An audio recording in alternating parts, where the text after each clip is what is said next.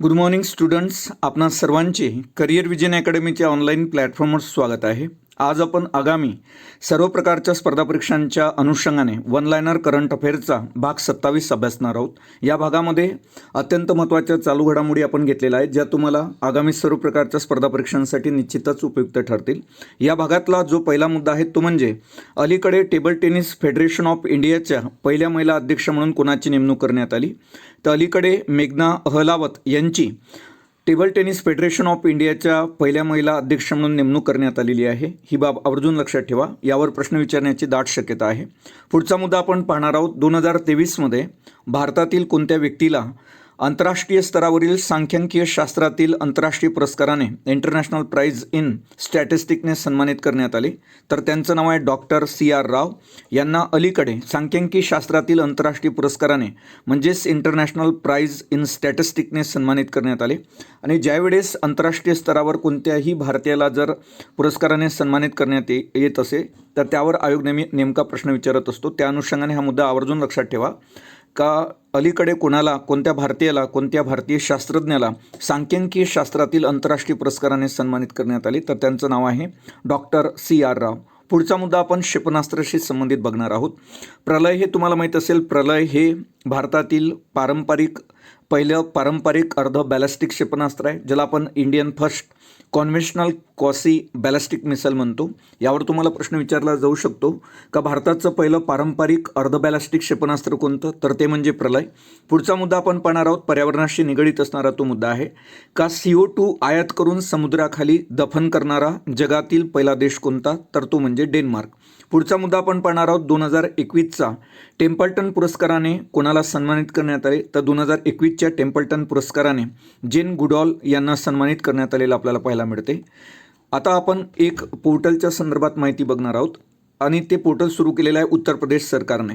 तर उत्तर प्रदेश सरकारने अलीकडे फॅमिली ID एक कुटुंब एक ओळख हे एक पोर्टल सुरू केलेलं आहे. या संदर्भात तुम्हाला प्रश्न विचारण्यात येऊ शकतो. कोणत्या राज्य सरकारने फॅमिली ID एक कुटुंब एक ओळख हे पोर्टल सुरू केलेलं आहे, तर उत्तर प्रदेश सरकारने.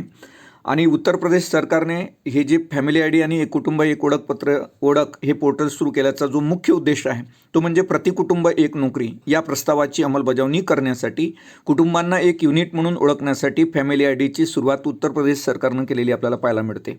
पुढचा मुद्दा आपण पाहणार आहोत. आयुष्मान भारत डिजिटल मिशनसाठी देशात पहिली मायक्रोसेट सुरू करणारं राज्य कोणतं, तर आयुष्मान भारत डिजिटल मिशनसाठी देशात पहिली मायक्रोसेट सुरू करणारं देशातलं पहिलं जे राज्य आहे ते म्हणजे मिझोराम. आणि ही योजना आपण जर पाहिलं आयुष्मान भारत योजना ही 23 सप्टेंबर 2018 रोजी सुरू करण्यात आली होती. आणि आता या आयुष्मान भारत योजनेचं जे नाव आहे ते म्हणजे प्रधानमंत्री जन आरोग्य योजना. पुढचा मुद्दा आपण लखपती दिदीच्या संदर्भात पाहणार आहोत. अलीकडे बचत गटाच्या संदर्भात ड्रोन देण्यासाठी ही योजना सुरू करण्यात आलेली आहे आणि बचत गटाचं उत्पन्न वाढवणारी लखपती दिदी योजना आहे. त्याचा रेफरन्स आपण मागच्या व्हिडिओमध्ये घेतलेला आहे. या ठिकाणी फक्त एक बाब लक्षात ठेवा की लखपती दिदी या योजनेचं दुसरं नाव काय, तर समृद्ध भगिनी असं तिचं नाव आहे. पुढचा मुद्दा आपण पाहणार आहोत. चक्रीवादळाच्या संदर्भात आहे. 10 मे 2023 रोजी बंगालच्या उपसागरात आलेल्या मोखा चक्रीवादळाचं नामकरण कोणत्या देशानं केलं, तर ते म्हणजे येमेन. पुढचा मुद्दा आपण पाहणार आहोत. महाराष्ट्रातील नागपूर महानगरपालिकेनं भिकारीमुक्त शहर हा उपक्रम सुरू केलेला आहे. आणि अशी भिकारीमुक्त शहर उपक्रम सुरू करणारी महाराष्ट्रातील पहिली महानगरपालिका म्हणजे नागपूर महानगरपालिका. या अनुषंगाने तुम्हाला प्रश्न विचारण्यात येऊ शकतो का महाराष्ट्रातील पहिली भिकारीमुक्त शहर उपक्रम राबवणारी महानगरपालिका कोणती, तर ती म्हणजे नागपूर. आणि G20ची जी बैठक आपल्या भारतामध्ये पार पडली त्या अनुषंगाने हा उपक्रम नागपूर महानगरपालिकेने सुरू केलेला होता, कारण नागपूरमध्ये देखील G20ची परिषद आयोजित करण्यात आलेली होती.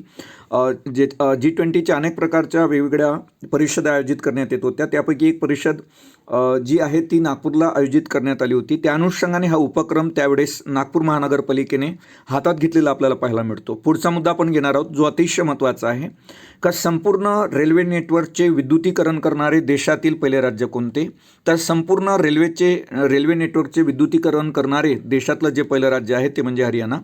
पुढचा मुद्दा आपण पाहणार आहोत की 14वी जागतिक मसाला काँग्रेस परिषद ही कोणत्या रोजी पार पडली किंवा कोणत्या ठिकाणी पार पडली. तर विशेष म्हणजे एक लक्षात ठेवा की पहिली परिषद आहे ही जागतिक मसाला काँग्रेस परिषद, जी भारतामध्ये विशेषतः मुंबईमध्ये आयोजित करण्यात आली होती.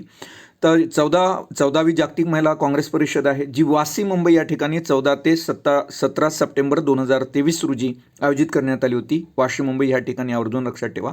पुढचा मुद्दा आपण पाहणार आहोत आणि विशेष म्हणजे महाराष्ट्रात मुंबई या ठिकाणी आयोजित करण्यात आलेली ही पहिली परिषद होती. ही बाब लक्षात ठेवा. सामान्यतः पीक अंदाज सर्वेक्षणासाठी जनरल क्रॉप एस्टिमेशन सर्वे म्हणजेच GCES हे मोबाईल ॲप्लिकेशन किंवा वेब पोर्टल कोणत्या केंद्रीय मंत्रालयाने सुरू केलं, तर ते म्हणजे कृषी आणि शेतकरी कल्याण मंत्रालयाने सामान्य पीक अंदाज सर्वेक्षणासाठी जनरल क्रॉप एस्टिमेशन सर्वे हे मोबाईल ॲप्लिकेशन सुरू केलेलं आपल्याला पाहायला मिळते. अलीकडे आपण पाहतो की चालण्याचा अधिकार आपल्या राज्यामध्ये लागू करणारं देशातलं पहिलं राज्य कोणतं, तर ते म्हणजे पंजाब. देशामध्ये विशेषतः पंजाब राज्याने हा निर्णय घेतलेला आहे. चालण्याचा अधिकार लागू करणारं देशातलं पंजाब हे पहिलं राज्य आहे. आणि रस्ते बांधकाम करताना सायकल ट्रॅकिंग, पादचारी, तर हे अशा प्रकारचे रोड असले पाहिजे. तर त्यासाठी अधिकार लागू करणारा, विशेषतः चालण्याचा अधिकार लागू करणारं पहिलं जे राज्य आहे भारतातील ते म्हणजे पंजाब. आता आपण एका उद्योगाच्या संदर्भात माहिती घेणार आहोत. अलीकडे तुम्हाला माहीत असेल जसवंतीबेन जमनादास पोपट यांचं निधन झालेलं आपल्याला पाहायला मिळते. आणि विशेष म्हणजे त्यांनी जो उद्योगधंदा काढला होता, विशेषतः स्त्री महिला गृहोद्योग लिज्जत पापड याच्या त्या सहसंस्थापिका आहेत जसवंतीबेन जमनादास पोपट. त्यांचं अलीकडेच म्हणजे सप्टेंबर 2023 निधन झालं. तर त्या संदर्भात तुम्हाला विचारला जाऊ शकते त्या संदर्भात का त्यांनी हा स्त्री महिला गृहोद्योग लिज्जत पापड हा व्यवसाय केव्हा सुरू केला होता, तर सन 1959 मुंबईतील गिरगाव भागामध्ये 7 महिलांसह आणि निव्वळ 80 रुपयाच्या भांडवलासह त्यांनी हा श्री महिला गृहोद्योग लिज्जत पापड व्यवसाय सुरू केला होता. आज तो कोटीच्या घरात आहे. आणि भारत सरकारने जसवंतीबेन जमनादास पोपट यांना सन 2021 पद्मश्री या पुरस्काराने सन्मानित केले होते. ही बाब आवर्जून लक्षात ठेवा का जसवंतीबेन जमनादास पोपट यांना भारत सरकारमार्फत कोणत्या पुरस्काराने सन्मानित करण्यात आलं पद्म पुरस्काराने, तर पद्मश्री या पुरस्काराने सन 2021. आता आपण अत्यंत महत्त्वाची योजना पाहणार आहोत जी अलीकडे खूप जास्त चर्चेत होती, ती म्हणजे प्रधानमंत्री विश्वकर्मा योजना. तुम्हाला माहीत असेल प्रधानमंत्री विश्वकर्मा योजना, विश्वकर्मा हा जो दिवस असतो तो 17 सप्टेंबरला साजरा केला जातो. तर आपण याच योजनेच्या संदर्भात काही खोलवर डीपली माहिती बघणार आहोत. प्रधानमंत्री विश्वकर्मा योजना, तर ही योजना 17 सप्टेंबर 2023 रोजी देशाचे जे पंतप्रधान आहेत नरेंद्र मोदी यांच्या हस्ते सुरू करण्यात आली. आणि या योजनेचा कालावधी तुम्ही आवर्जून लक्षात ठेवा 2023-24 पासून तर 2027-28 असा प्रधानमंत्री विश्वकर्मा योजनेचा कालावधी असलेला आपल्याला पाहायला मिळतो. या योजनेच्या अंतर्गत कारागिरांना जवळपास 18 कारागीर व्यवसाय त्याच्यामध्ये येतात. 3 लाख रुपयापर्यंत तारणमुक्त कर्ज देण्यात येणार आहे या प्रधानमंत्री विश्वकर्मा योजनेच्या अंतर्गत. यावर तुम्हाला 2-4 प्रश्न असे विचारला जाऊ शकतात की प्रधानमंत्री विश्वकर्मा योजना कोणत्या दिवशी सुरू करण्यात आली, तर 17 सप्टेंबर 2023 रोजी. किंवा प्रधानमंत्री विश्वकर्मा योजनेचा कालावधी कोणता, त्या 2023 ते 24 पासून तर 2027-28 पर्यंत असा प्रधानमंत्री विश्वकर्मा योजनेचा कालावधी आहे. आणि या योजनेच्या अंतर्गत किती लाख रुपयापर्यंत तारणमुक्त कर्ज मिळणार आहे, तर 3 लाख रुपयापर्यंत. आणि या योजनेच्या अंतर्गत किती कारागीर व्यवसायांचा समावेश करण्यात आला, तर 18 कारागीर व्यवसायांचा समावेश याच्यामध्ये करण्यात आला. विशेष म्हणजे केंद्र सरकारने प्रधानमंत्री नरेंद्र मोदी यांच्या हस्ते या विश्वकर्मा योजनेला 17 सप्टेंबर 2023 रोजी मंजुरी दिली. आणि त्याच रोजी म्हणजे 17 सप्टेंबर 2023 रोजी प्रधानमंत्री नरेंद्र मोदी यांच्या हस्ते ही योजना सुरू करण्यात आली. पारंपरिक कारागिरांना पाठबळ देण्याच्या उद्देशानं ही योजना सुरू करण्यात आलेली आपल्याला पाहायला मिळते. आणि विशेष म्हणजे देशातील विविध पारंपरिक जे 18 क्षेत्रामध्ये कार्यरत असणाऱ्या कारागिरांना या योजनेचा लाभ घेता येणार आहे. आता या क्षेत्रामध्ये सुतार कामगार, त्याच्यानंतर नौका बांधणी, चिलखतकार, त्याच्यानंतर लोहार, हातोडी व हत्यारे बनवणारे, चाव्या बनवणारे, सोनार, कुंभार, शिल्पकार, चांभार, गवंडी, बुरुंडकाम, पारंपरिक खेळणी बनवणारे, न्हावी, पुष्पहार बनवणारे, धोबी, शिंपी आणि मासेमारीसाठी लागणारे जाळे विणणारे या सर्वांचा समावेश यामध्ये होतो. आणि त्यामुळं त्याचबरोबरच ही योजना 18 क्षेत्रामध्ये कार्यरत कारागिरांसाठी असलेली आपल्याला ही प्रधानमंत्री विश्वकर्मा योजना पाहायला मिळते. आता या योजनेच्या संदर्भात काही तरतुदी तुम्हाला आवर्जून लक्षात ठेवावे लागेल का योजनेमध्ये लाभार्थ्यासाठी कोणत्या तरतुदी आहे. तर योजनेमध्ये लाभार्थ्यासाठी काही 4-5 तरतुदी आहेत, ते आवर्जून लक्षात ठेवा की योजनेचा लाभार्थी होण्यासाठी त्याच्याकडे विशेषतः ओळखपत्र असणं गरजेचं आहे. त्यासाठी कारागिरांसाठी प्रधानमंत्री विश्वकर्मा प्रमाणपत्र आणि ओळखपत्र जारी केलं जाईल. त्याच्यासाठी कौशल्य स्किल घेण्यासाठी जवळपास 5 ते 7 दिवसांचं प्रशिक्षण असेल कौशल्यवृद्धीसाठी. त्या अंतर्गतच प्रमाणपत्र दिलं जाणार आहे. तर कौशल्यवृद्धी 5 ते 7 दिवसांचं प्राथमिक प्रशिक्षण असेल आणि किंवा मग 15 किंवा त्याहून अधिक दिवसाचं जे असेल ते प्रगत स्तराचं प्रशिक्षण असेल आणि प्रतिदिन या प्रगत स्तराचं प्रशिक्षण घेत असताना 500 रुपयाचं मानधन दिलं जाईल. तर 2 पद्धतीचं प्रशिक्षण आपण या ठिकाणी पाहतो. एक प्राथमिक जे प्रशिक्षण राहील ते 5 ते 7 दिवसासाठी राहील आणि त्यापेक्षा जास्त अधिक दिवसाचं जे असेल त्याला प्रगत स्तराचं प्रशिक्षण म्हणतात. त्यावेळेस या प्रशिक्षणामध्ये भाग घेणारे जे काही हे कारागीर राहणार आहे त्यांना प्रतिदिन 500 रुपये मानधन मिळणार आहे आणि प्रमाणपत्र देखील मिळणार आहे जे पुढे त्यांना कामात पडणार आहे. आता त्याच्यानंतर साहित्य भत्ता हे पाहणं खूप गरजेचं आहे की प्राथमिक प्रशिक्षणाच्या सुरुवातीला साहित्य खरेदीसाठी ई-वाउचरच्या स्वरूपात त्यांना जवळपास 15,000 रुपये भत्ता मिळणार आहे. तर हा एक महत्त्वाचा मुद्दा आहे की प्राथमिक प्रशिक्षणाच्या सुरुवात साहित्य खरेदीसाठी या कामगारांना 18 क्षेत्रातील कामगारांना ई-वाउचरच्या स्वरूपात किती रुपयाचा भत्ता मिळणार आहे. तर 15,000 रुपयाचा भत्ता त्यांना मिळणार आहे. आता पुढचा मुद्दा आपण पाहणार आहोत 14वा कर्जाची सुविधा देखील या 18 कारागीर क्षेत्रांना असणार आहे. व्यवसाय विकसित करण्यासाठी आधी सांगितल्याप्रमाणे 3 लाख रुपयापर्यंत समर्थ मुक्त कर्ज दिले जाईल आणि हे 2 भागामध्ये डिवायडेड केलेलं आहे. 3 लाखाला 1 लाख रुपये आणि 2 लाख रुपये. तर 1 लाख रुपये जे असेल ते 18 महिन्याच्या कालावधीसाठी दिले जाईल आणि 2 लाख रुपयाचं जे कर्ज असेल ते 30 महिन्यांच्या कालावधीसाठी दिल्या जाईल. ह्या दोन्ही बाबी आवर्जून लक्षात ठेवा का 3 लाख रुपयाचं तारणमुक्त कर्ज देण्यात येणार आहे. मात्र ते 2 टप्प्यामध्ये पहिलं जे 1 लाख रुपयाचं असेल ते 18 महिन्याच्या कालावधीसाठी दिल्या जाईल आणि 2 लाख रुपयाचं जे कर्ज असेल ते 30 महिन्यांच्या कालावधीसाठी दिल्या जाईल. आणि विशेष म्हणजे भारत सरकारनं या कर्जावर एक सवलतीचा दर आपल्याला ठेवलेला पाहायला मिळतो. 5% सवलत मिळणार आहे. या कर्जाच्या व्याजाचा जो सवलतीचा दर असणार आहे तो 5% असणार आहे. या व्यतिरिक्त केंद्र सरकारकडून 8% अनुदान या कर्जावर दिल्या जाणार आहे.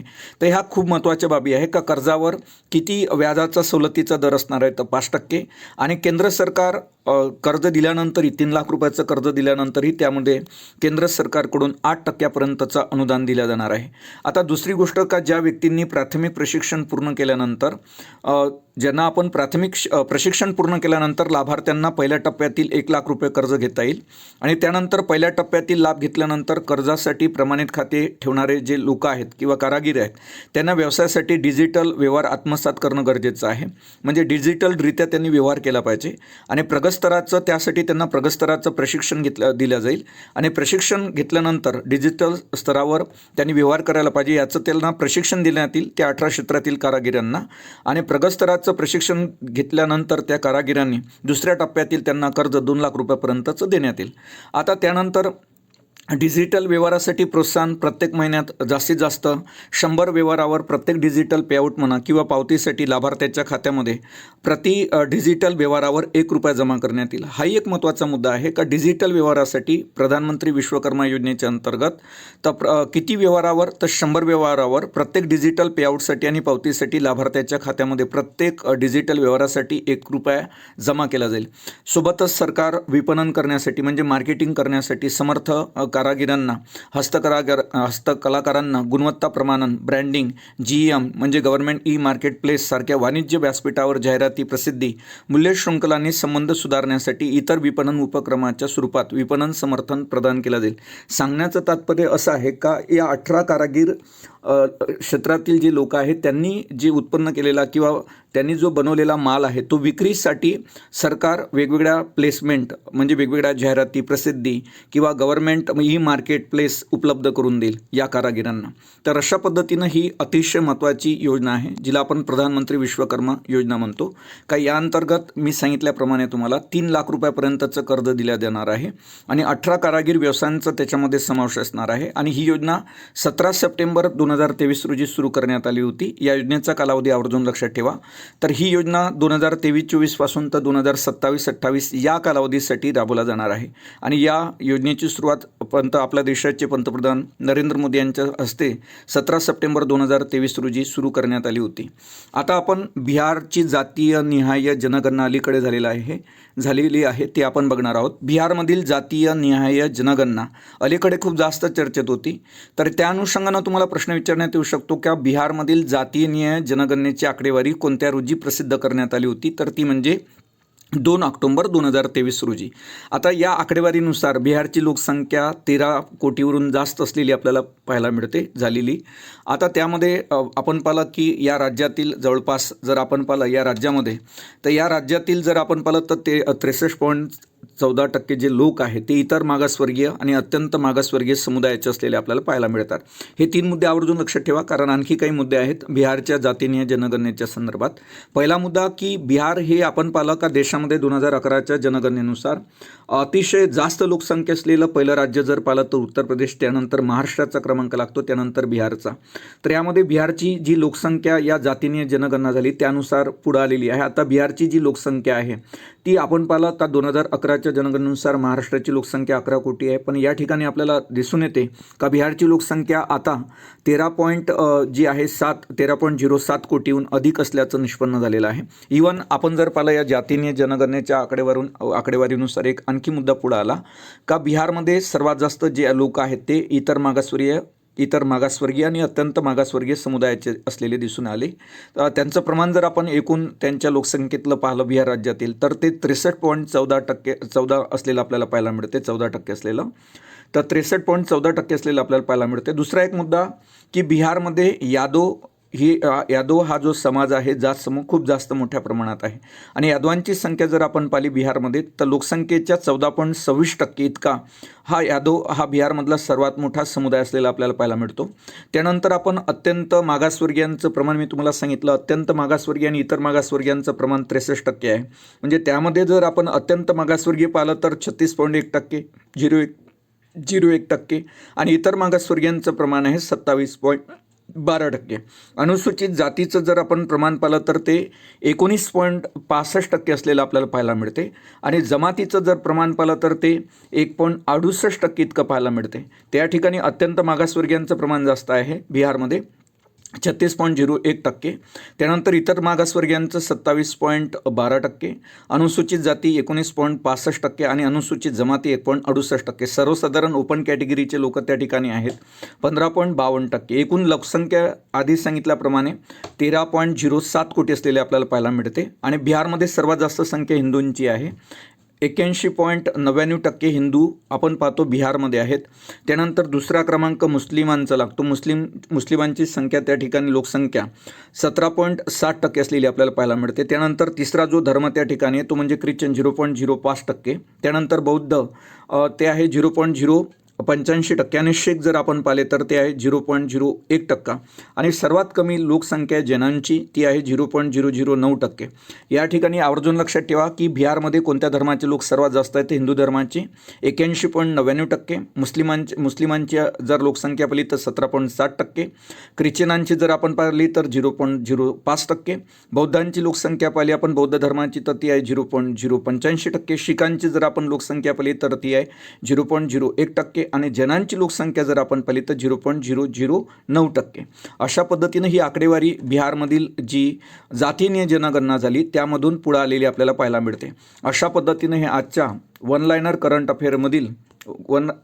करंट अफेअरच्या भाग 27 मधील अत्यंत महत्त्वाच्या चालू घडामोडी विषयक मुद्दे आहेत जे तुम्हाला आगामी सर्व प्रकारच्या स्पर्धा परीक्षांसाठी निश्चितच उपयुक्त ठरतील. पुन्हा आपण भेटू वन लायनर करंट अफेअरच्या भाग 28 मध्ये. त्यामध्ये देखील असतील असेच अत्यंत महत्त्वाचे चालू घडामोडी विषयक मुद्दे जे तुम्हाला आगामी सर्व प्रकारच्या स्पर्धा परीक्षांसाठी निश्चितच उपयुक्त ठरतील. तोपर्यंत धन्यवाद.